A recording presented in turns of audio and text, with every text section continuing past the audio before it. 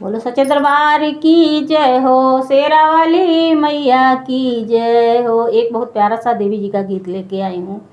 हमारी बोझल नैयवा मैया पार लगावा तू, हमारी बोझल नैयवा मैया पार लगावा तू।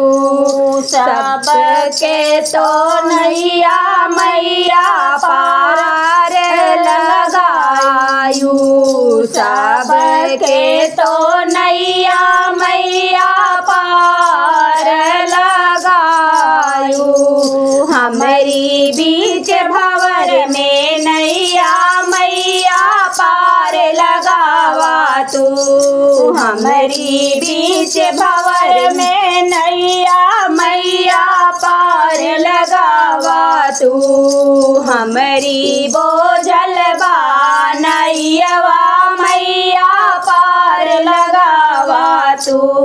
जैसे अयोध्या में छात्र छावायु मैया, जैसे अयोध्या में छात्र छावायु मैया, हमारे अगन छात्र छवावा मैया पार लगावा तू।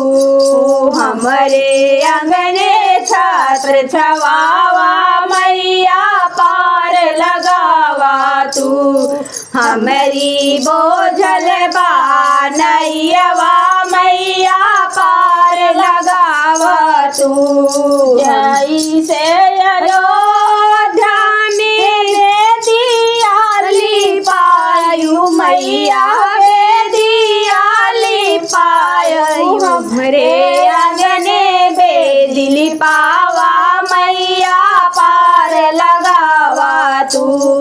हमरे अंगने बेदिली पावा मैया पार लगावा तू। हमारी बोझल नैयवा मैया पार लगावा तू। सबके तो नैया मैया पार लगायू है, पार लगायू। हमारी बीच भंवर में नैया मैया पार लगावा तू।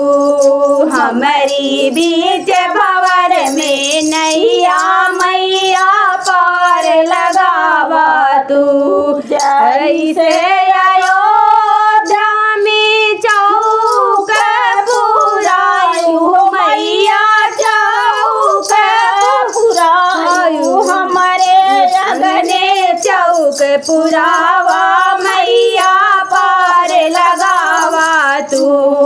हमारे अंगने चौक पुरावा मैया पार लगावा तू। हमारी बोझल नैयवा मैया पार लगावा तू। जैसे अयोध्या में कलश धरायु मैया, कलश धरायु हमारे अंगने कलश धरावा मैया पार लगावा तू। हमारे अंगने कलश धरावा मैया पार लगावा तू। हमारी बोझल नैयवा मैया पार लगावा तू। हमारी बोझल नैयवा मैया पार लगावा तू। जैसे अयोध्या में दीपक जलायु मैया, दीपक जलायु हमारे अंगने दीपक जलावा या पार लगावा ना। हमारे अंगने ज्योति जलावा मैया पार लगावा ना। हमारे बोझल नैयवा मैया पार लगावा ना। हमारी बोझल नैयवा कैसे के मोह